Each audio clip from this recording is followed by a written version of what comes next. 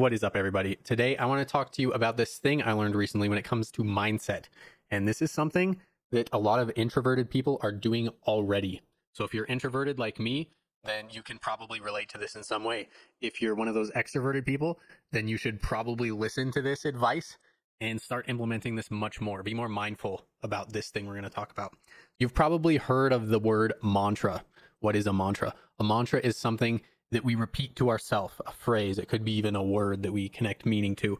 Usually it's a phrase. We repeat this to ourselves, really to nobody else. And through that, it can set our mind to either achieve whatever it may be that the mantra is bringing about, or just to recognize around us.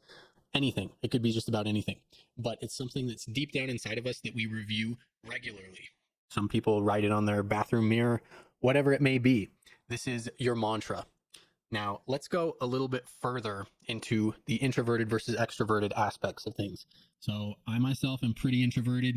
I don't really speak about my goals too frequently to random people because I actually do know deep down that it can prevent progress to get those goals fulfilled.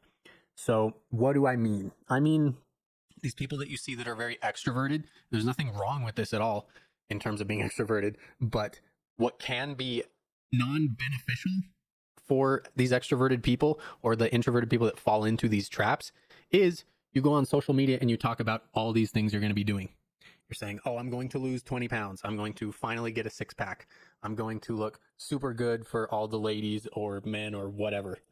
You talking about your goals to these people is enough of a dopamine release for you to not have that drive to accomplish those goals at the end of the day. Any expression that's not immediately active towards that goal is useless, and it may only deter you from actually accomplishing that goal.